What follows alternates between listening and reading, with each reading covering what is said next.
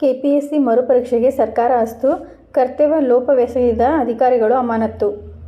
KPSC prelims ಪರೀಕ್ಷೆ ಪ್ರಶ್ನೆ ಪತ್ರಿಕೆ ಎಡವಟ್ಟು ಹಿನ್ನೆಲೆಯಲ್ಲಿ ಮರುಪರೀಕ್ಷೆ ನಡೆಸಲು ಸಿಎಂ ಸಿದ್ದರಾಮಯ್ಯ ಸೂಚನೆ ಕೊಟ್ಟಿದ್ದಾರೆ.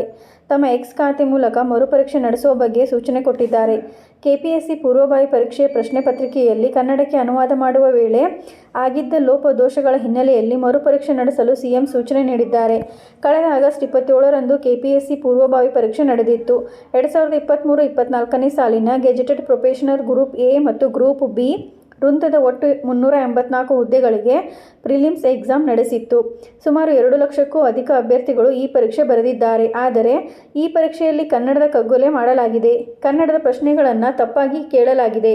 ಇದರಿಂದ ಕನ್ನಡ ಮಾಧ್ಯಮದ ಅಭ್ಯರ್ಥಿಗಳಿಗೆ ತೊಂದರೆಯಾಗಿತ್ತು. 60ಕ್ಕೂ ಹೆಚ್ಚು ತಪ್ಪುಗಳನ್ನು ಈ ಪರೀಕ್ಷೆಯಲ್ಲಿ ಮಾಡಲಾಗಿತ್ತು.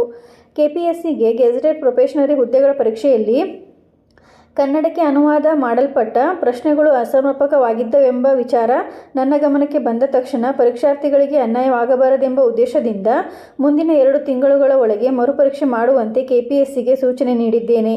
ಕರ್ತವ್ಯ ಲೋಪವೆಸಗಿದ ಅಧಿಕಾರಿಗಳನ್ನು ಸೇವೆಯನ್ನು ಅಮಾನತು ಮಾಡಲಾಗಿದೆ. ಮುಂಬರುವ ಪರೀಕ್ಷೆಗಳನ್ನು ಅತ್ಯಂತ ಜವಾಬ್ದಾರಿಯುತವಾಗಿ ಸಮರ್ಪಕವಾಗಿ ನಡೆಸಲು ಎಲ್ಲ ಅಗತ್ಯ ಕ್ರಮಗಳನ್ನು ಕೈಗೊಳ್ಳಲಾಗುವುದು. ನಾವು ನೇಮಕಾತಿ ಪ್ರಕ್ರಿಯೆಗಳ ಸಮಗ್ರತೆ ಮತ್ತು ನಂಬಿಕಾರ್ಹತೆಯನ್ನು ಎತ್ತಿ ಹಿಡಿದು ಪರೀಕ್ಷಾರ್ಥಿಗಳ ಹಿತ ರಕ್ಷಿಸಲು ಬದ್ಧರಾಗಿದ್ದೇವೆ. ಕೆಪಿಎಸ್ಸಿ ಮರುಪರೀಕ್ಷೆಗೆ ಸರ್ಕಾರ ಅಸ್ತು ಹಿನ್ನೆಲೆಯಲ್ಲಿ ಫ್ರೀಡಂ ಪಾರ್ಕ್ನಲ್ಲಿ ಅಭ್ಯರ್ಥಿಗಳ ಸಂಭ್ರಮಾಚರಣೆ ಜೋರಾಗಿತ್ತು. ಈ ಕುರಿತು ಕರವೇ ನಾರಾಯಣಗೌಡ ಪ್ರತಿಕ್ರಿಯಿಸಿದ್ದಾರೆ. ಕರ್ನಾಟಕ ಲೋಕಸೇವಾ ಆಯೋಗದ ಪರೀಕ್ಷೆ ಗೊಂದಲಕ್ಕೆ ಕಾರಣವಾಗಿತ್ತು. ಕನ್ನಡದ ಮಕ್ಕಳಿಗೆ ಅನ್ಯಾಯವಾಗಿತ್ತು. 160 ಪ್ರಶ್ನೆಗಳು ಗೊಂದಲ ಇದೆ ಎಂದು ಅಭ್ಯರ್ಥಿಗಳು ಹೇಳಿದ್ದರು. ಅಭ್ಯರ್ಥಿಗಳ ಜೊತೆ ನಾವಿದ್ದೇವೆ ಎಂದು ಹೋರಾಟಕ್ಕೆ ಕರೆ ಕೊಟ್ಟಿದ್ದೆವು. ಮರುಪರೀಕ್ಷೆಗೆ ನಾವು ಆಗ್ರಹಿಸಿದ್ದೆವು. ಲಕ್ಷಾಂತರ ಮಕ್ಕಳ ಒತ್ತಾಯದಂತೆ ಮರುಪರೀಕ್ಷೆ ಮಾಡಲು ಆಗ್ರಹಿಸಿದ್ದೆವು. ನಾವು ಸರ್ಕಾರದ ಮುಂದೆ ಬೇಡಿಕೆಯನ್ನು ಇಟ್ಟಿದ್ದು, ಇವತ್ತು ಸರ್ಕಾರ ಸಿಎಂ ಮರುಪರೀಕ್ಷೆಗೆ ಆದೇಶ ಮಾಡಿದ್ದಾರೆ.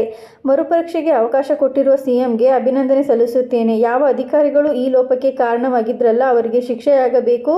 ಇದು ಕನ್ನಡಿಗರಿಗೆ ಸಿಕ್ಕ ಜಯವೆಂದು ತಿಳಿಸಿದರು.